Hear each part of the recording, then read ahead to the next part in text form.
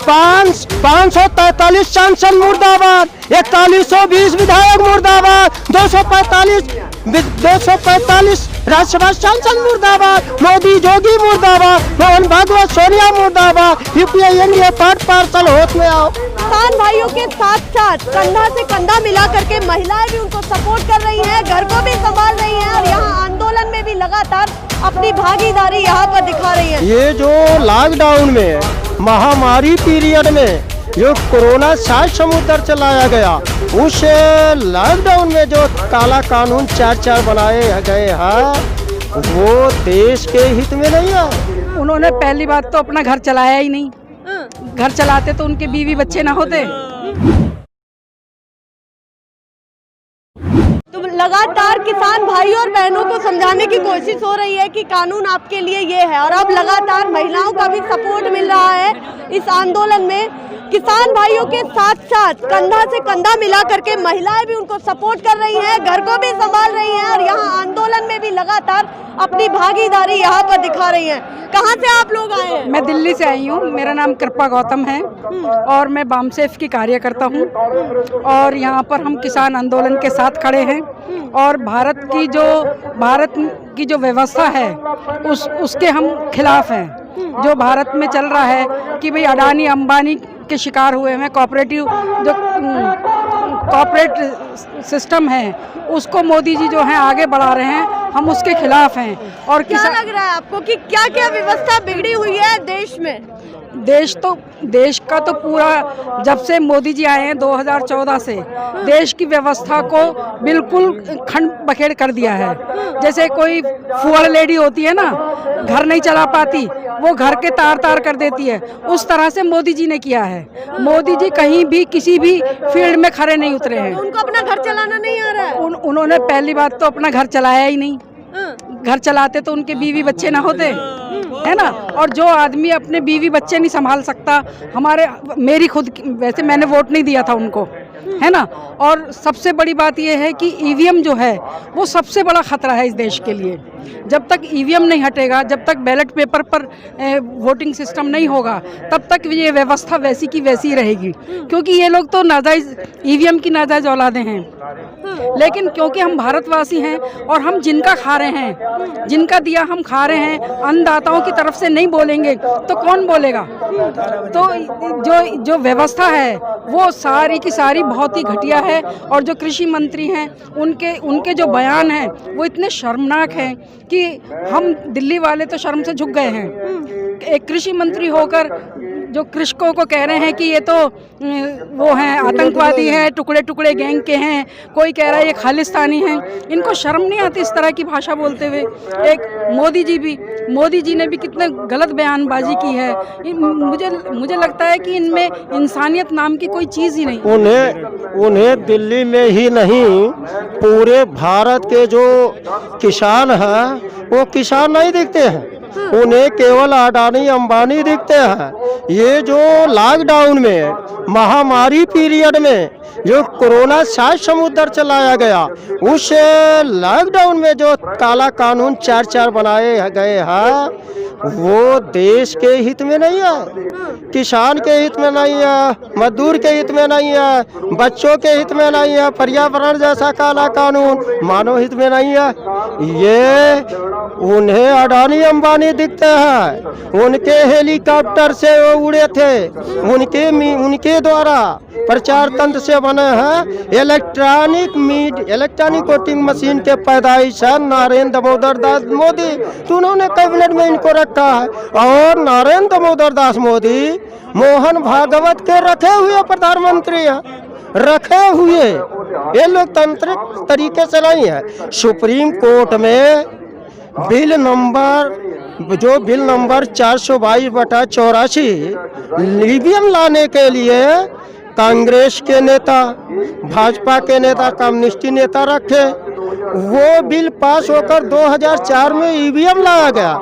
EVM के घोटाले से ये सरकार बनी है 4 से 9 कांग्रेस का, 9 से 14 कांग्रेस का, 14 से 19 का बीजेपी का, और 19 से अब तक चल रही है घोटाले से। उन्होंने ये कहा सजा तो मिलेगी, जो गलत करेगा शिकायत करेगा। सजा तो मोदी को कौन देगा? मोदी को कौन देगा? मोदी को कौन देगा? मोदी गलत ईवीएम से सुप्रीम कोर्ट के आदेश का उल्लंघन करने वाला चुनाव आयोग है, चुनाव आयुक्त है। चुनाव आयुक्त ही ईवीएम घोटाले का सरदार है, ईवीएम मशीन चोर। इतनी बड़ी बात आप किन तथ्यों पर बोल रहे हैं? सारे डॉक्यूमेंट है। दुनिया के विकसित देशों में ईवीएम मशीन नहीं, 1980 के पहले हुआ, खत्म हो गया। वहाँ के लोगों ने घोटाला पकड़ा। अरे राजनाथ सिंह दिमाग से पैदल नहीं है। ये जो सुब्रमण्यम स्वामी ये दिमाग के पैदल नहीं थे। घोटाला पकड़ा, कोर्ट हाई कोर्ट गए, सुप्रीम कोर्ट 8 अक्टूबर 2013 को सुप्रीम कोर्ट का फैसला आया, और 14 में वीवीपैट जोड़ करके चुनाव का आदेश था। लेकिन सुप्रीम कोर्ट के आदेश चुनाव आयोग भी नहीं मांगा। क्यों नहीं माना? कि कांग्रेस और भाजपा यूपीए एनडीए का समझौता है ईवीएम के। अच्छा, हाँ, एक हो गए। हाँ? एक नहीं है। अरे 245 राज्यसभा सदस्य में यूपीए के 125 राज्यसभा सदस्य, एनडीए के 115, विपक्ष के 5, तो पक्ष में तो यूपीए हुआ, यूपीए 125, और कानून पास कराने के लिए चाहिए 123। अगर यूपीए के पास 125, एनडीए के पास 115, 5 और मिला दो तब भी कानून नहीं बनता।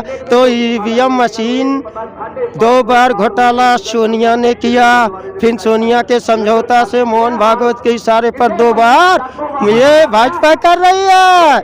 ये दुनिया के विकसित देशों में पार्टी अछूती नहीं है, केवल कुर्सी चाहिए। अरे 543 सांसद मुर्दाबाद, 4120 विधायक मुर्दाबाद, 245 राज्यसभा सांसद मुर्दाबाद, मोदी जोगी मुर्दाबाद, मोहन भागवत सोनिया मुर्दाबाद, यूपीए एनडीए पार्सल होश में आओ। आप लगातार सभी मुद्दों पर बात कर रहे हैं, वो कह रहे हैं शांति पूर्वक आप उनसे बात करिए, वो भी आपसे बात। हम अशांति नहीं, हम गौतम बुद्ध के वंशज हैं। हम शांति के प्रतीक हैं। हम फुले शाहू अम्बेडकर के शांति के प्रतीक हैं। 108 वर्ष का आंदोलन से संविधान बना है। इस संविधान को खत्म करने का साजिश है ये राष्ट्रीय किसान मोर्चा, भारत मुक्त मोर्चा, वाम सेब के 85 छूट, वाम से इंटरनेशनल बचाने के लिए संगठन बन गया है। इन काला कानून भी वापस लेंगे, ये ईवीएम भी हटाएंगे, और 7 समुद्र पार कोरोना भी जाएगा। यानी जूता भी खाएंगे मोदी जी, प्याज भी खाएंगे, और जुर्माना भी भरे। एक कहावत है देहात में, जूता भी खाएंगे, प्याज भी खाएंगे, और जुर्माना भी, ये सब भरेंगे। हाँ। अब ये बताइए, प्याज का जो आपने जिक्र किया है उस पे 2 सवाल उठते हैं। या तो आप महंगाई पर बात कर रहे हैं, या उनके जो नेताओं पर जो प्याज बरसी है अभी के चुनाव में उसकी बात कर रहे हैं। घुमाइए मत। हमने एक गांव का एक नजीर दिया है। गांव के लोग तो घुमा तो आप रहे हैं। नहीं, हम बता रहे हैं, आपको समझ में नहीं आया कि एक कहावत है, ये समझा रहा हूँ। एक कहावत है कि किसी को पूछा जाता है, जब गलती करता है, गुनाह करता है, तो उसे लोग पूछते हैं गुनाह पर सजा का प्रावधान है ना दुनिया में, गुनाहों पर सजा का। तो उस सजा के लिए उससे पूछते हैं, भाई 3 ऑप्शन है तुम्हारा, 3 ऑप्शन दिया जा रहा है। एक तो जूता 100 खाओगे, 100 प्याज खाओगे, कि 100 रुपये की जुर्माना भरोगे। तब क्या होता है, तो कहे नहीं हम जूता खाएंगे। जब 10 जूता पड़ने लगा, कहे नहीं, अब हम जो है प्याज खाएंगे। तो 10 प्याज खा लिए तो सड़क नहीं रहा था, कहे अब जुर्माना भरेंगे। ये वही करेंगे। तो अब क्या लग रहा है कि जो सरकार लगातार एक ही बात पर आकर के उठ जाती है कि देखिए अमेंडमेंट जैसा बिचौलिया आप स्वीकार कर लें, तो वो बिचौलिया आपको बर्दाश्त है या नहीं? देखो, इन्हीं के अनुसार, इनके ही आधार पर मैं जवाब दे देता हूँ। जब इन्होंने जितने भी तथ्यात्मक उसमें जो पावर था कानून में, वो सारे डिलीट करने को तैयार है, डिलीट करने को, वापस लेने को, तो फिर शून्य बचता है। एक काला कानून तीनों, तो वापस ले ले भाई, हाँ वापस ले, ऐठन थोड़ा है, क्योंकि सरकार गलत तरीके से बनाई। अब ये तो कह दिया है कि हम तो वापस नहीं लेंगे और आपको इससे कोई दिक्कत भी नहीं है, कोई नुकसान इधर भी करो, नहीं है। मोदी जी वापस, ये गली कूचे का संगठन नहीं है, इंटरनेशनल अमेरिका में भी हमारा समर्थन हो रहा है, जर्मन में भी है, कल जर्मन से भी हमारे साथ आ रहे हैं, ऑस्ट्रेलिया में हुआ, कनाडा में हो रहा है। तो मोदी जी वापस नहीं लेते हैं, जानते हो क्या होगा? क्या होगा? 1857 में मुगल चले गए छोड़ करके, वो 15 अगस्त 1947 को चले गए, तो 7 समुद्र पार जाना होगा। सद्बुद्धि दे मोदी को, मोहन भागवत को, सोनिया को, यूपीए एनडीए, इनके दलाल भड़ुओं को काला कानून वापस ले ले, लॉकडाउन में जितना बना है, नहीं तो ये 7 समुद्र पार जाएंगे। चलिए बता दिया आपके साथ क्या होने वाला है अगर आप अपनी बातों पर अड़िग रहे, किसानों की नहीं सुनी, पर बीच का रास्ता तो अभी यही है जो आपको लगातार हर वीडियो में बता रहे हैं। फिलहाल के लिए नमस्कार।